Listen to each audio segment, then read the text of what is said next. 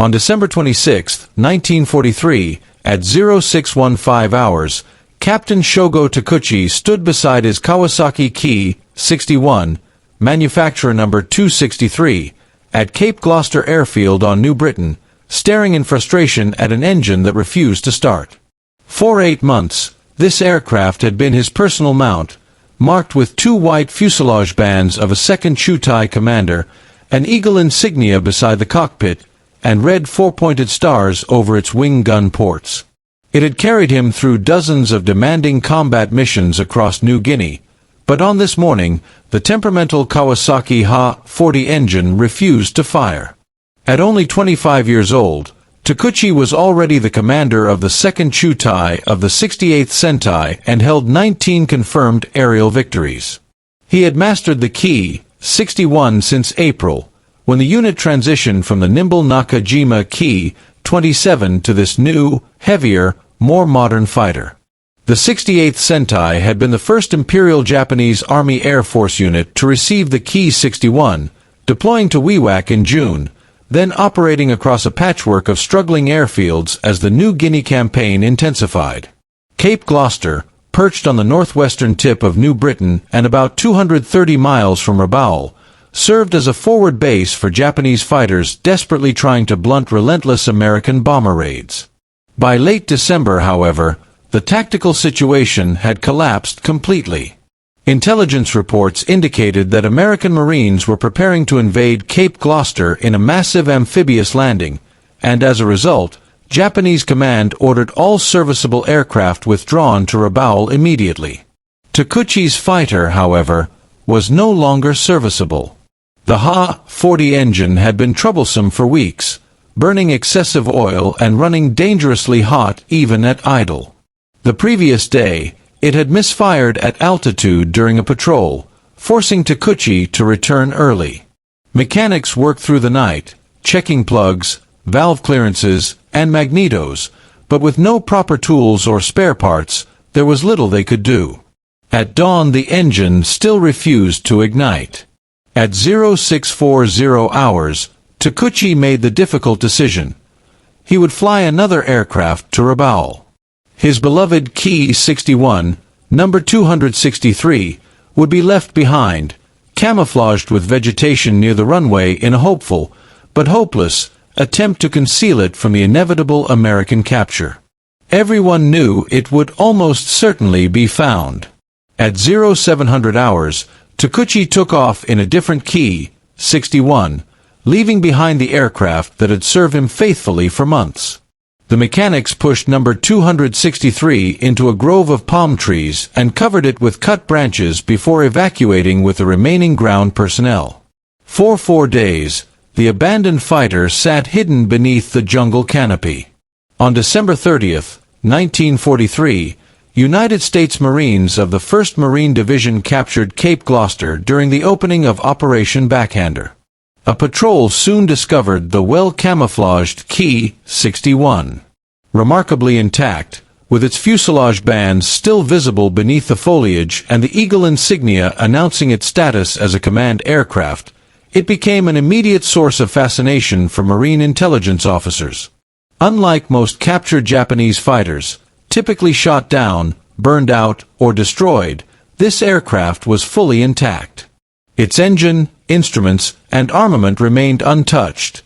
2 Ho-103 12.7 mm machine guns in the nose and 2 Type 89 7.7 mm guns in the wings. It was identified as a Ki-61 Co, an early production variant built at Kawasaki's Kagamigahara plant in April 1943, construction number 263, uncoded serial number 163. Technical Air Intelligence Unit officers arrived on January 2, 1944, documenting the aircraft in extraordinary detail. Measurements, photographs, control tests, engine examinations, fuel system analyses, electrical mapping, every component was carefully recorded. For 18 months, American pilots in New Guinea had encountered this mysterious Tony, incorrectly suspected of being a German Bf 109 or Italian Macchi C.202 in Japanese markings. This was the first time the Allies had access to a complete, undamaged example. Examination revealed its true nature: a Japanese fighter powered by a license-built Daimler-Benz DB-601 derivative, the Kawasaki Ha-40, inside an airframe engineered entirely by Kawasaki. With its deep, narrow fuselage and relatively small wings, the Ki-61's high wing loading gave it high speed, strong diving ability, and good damage tolerance, but at the cost of tight turning capability. Its unusual wing-mounted radiators and forward center of gravity explained combat reports. It could outrun and outdive most Japanese fighters and absorb more punishment, yet struggled in low-speed turning engagements.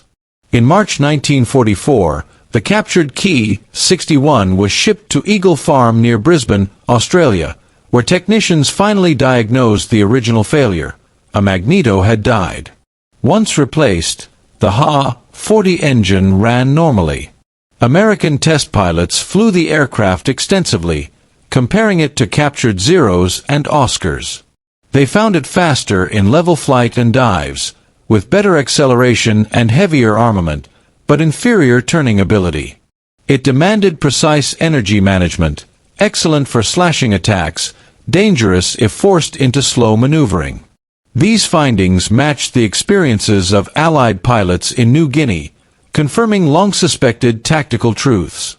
The intelligence value of number 263 extended far beyond its technical performance. Maintenance wear patterns revealed the stresses of Japanese logistics. Markings provided insight into unit structure. Engine condition exposed Japanese industrial quality issues.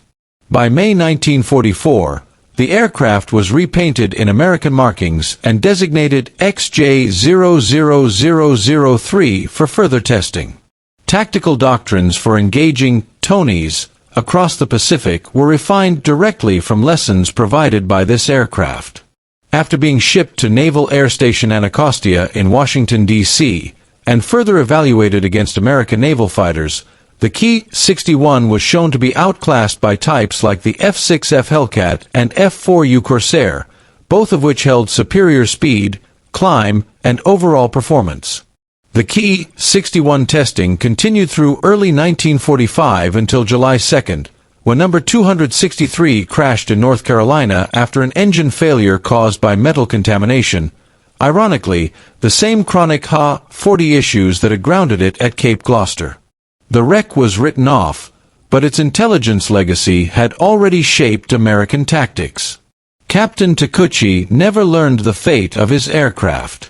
After leaving Cape Gloucester on December 26, he returned to combat. 5 days earlier, on December 21, he had flown an escort mission from Borum near WWII, protecting Ki-48 bombers targeting American positions at Araw. The formation was intercepted by P-38 Lightnings. Struck repeatedly in the dogfight, Takuchi's Ki-61 caught fire. He stayed with the aircraft and crashed near Hansa Bay. At age 25, with 19 confirmed victories, he died without leaving a trace. His body was never recovered. Meanwhile, the 68th Sentai, battered by engine failures, spare part shortages, poor maintenance facilities, and overwhelming Allied air superiority, was effectively destroyed by March 1944. Survivors were reassigned or forced into ground combat as Japan's New Guinea position collapsed. Only 2 pilots of the Sentai achieved remarkable success with the Ki-61, Takuchi and Lieutenant Mitsuyoshi Tarui, both originally trained on the nimble Ki-27 and initially uncomfortable with the heavier Ki-61 until mastering its strengths. Tarui survived longer, later fighting in the Philippines and finishing the war with 23 victories, one of the most successful Ki-61 pilots of the conflict. Their experience showcased both the potential and the inherent limitations of the Ki-61. In the hands of skilled, adaptive pilots, it was deadly, but its engine reliability and Japan's crippled logistics severely restricted its effectiveness. By late 1943, when aircraft number 263 was abandoned, Japan's strategic decline was irreversible. American industry flooded the Pacific with advanced fighters and bombers, while Japanese pilots were killed faster than replacements could be trained. The Ki-61 remained capable but increasingly outdated. Yet the aircraft would find grim new purpose in 1944 with the arrival of the B-29 Superfortress over Japan. One of the few fighters able to reach B-29 altitudes, the Ki-61 became central to home defense efforts, particularly within the famed 244th Sentai, stationed at Chofu Air Base and led by the charismatic and daring Captain Terahiko Kobayashi. As B-29 raids intensified, Japanese leadership authorized specialized ramming units. These were not true kamikaze missions.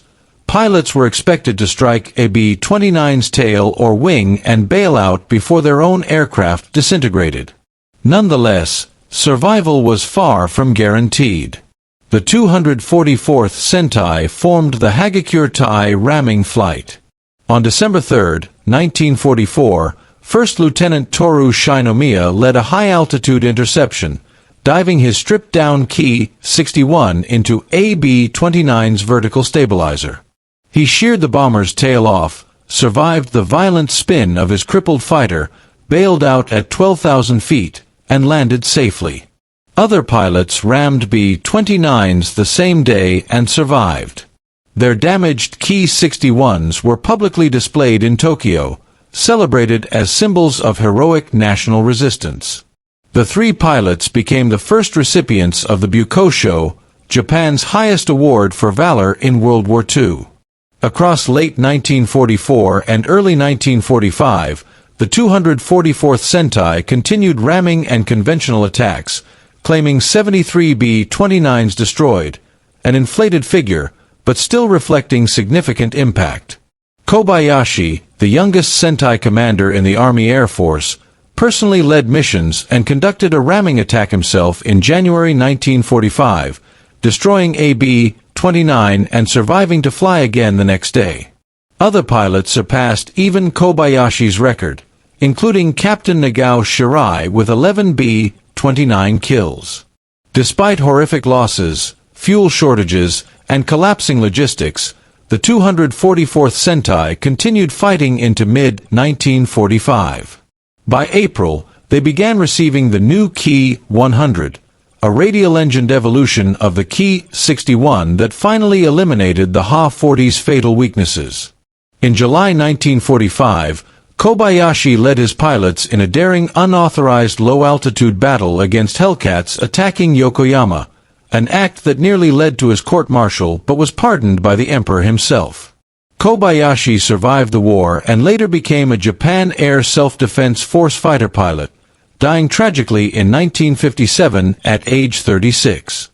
The Ki-61 story reflects the entire arc of Japan's air war: early promise, technical ambition, courageous pilots, but crippling industrial limitations and strategic overreach.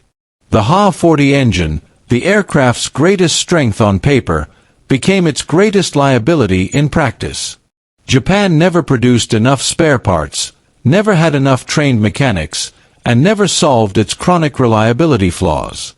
By mid-1945, Japanese air power had collapsed entirely, and the Ki-61, once considered modern, was outmatched by every advanced Allied fighter. Yet the men who flew the Ki-61, Takuchi with 19 victories, Terui with 23, Kobayashi with his B-29 kills, the 9 Bukosho recipients of the 244th Sentai, left behind a record of adaptability, bravery, and tactical ingenuity under impossible conditions. They fought for an ultimately unjust cause, within a system responsible for grave atrocities, yet as individuals they demonstrated courage, skill, and humanity in the face of near-certain death. Their story is complex and deserves to be remembered without romanticizing their cause or denying their personal bravery. The Ki-61, too, deserves recognition not as a war-winning weapon, but as a remarkable aircraft built under immense constraints and flown by pilots who pushed it to its limits. Manufacturer number 263, abandoned at Cape Gloucester, captured intact, flown extensively, and eventually destroyed by the same engine problems that doomed it in combat, stands as a symbol of Japan's ambitious but ultimately unsustainable effort to match Allied air power. Today, only a handful of Ki-61 survive in museums, silent witnesses to a history shaped by innovation, desperation, and sacrifice. The men who flew and maintained them are nearly all gone, but their stories remain part of the vast and complicated tapestry of the Second World War. Yet the men who flew the Ki-61, Takuchi with 19 victories, Tarui with 23, Kobayashi with his B-29 kills, the 9 Bukosho recipients of the 244th Sentai, left behind a record of adaptability, bravery, and tactical ingenuity under impossible conditions. They fought for an ultimately unjust cause, within a system responsible for grave atrocities, yet as individuals they demonstrated courage, skill, and humanity in the face of near-certain death. Their story is complex and deserves to be remembered without romanticizing their cause or denying their personal bravery. The Ki-61, too, deserves recognition not as a war-winning weapon, but as a remarkable aircraft built under immense constraints and flown by pilots who pushed it to its limits. Manufacturer number 263, abandoned at Cape Gloucester, captured intact, flown extensively, and eventually destroyed by the same engine problems that doomed it in combat, stands as a symbol of Japan's ambitious but ultimately unsustainable effort to match Allied air power. Today, only a handful of Ki-61 survive in museums, silent witnesses to a history shaped by innovation, desperation, and sacrifice. The men who flew and maintained them are nearly all gone, but their stories remain part of the vast and complicated tapestry of the Second World War.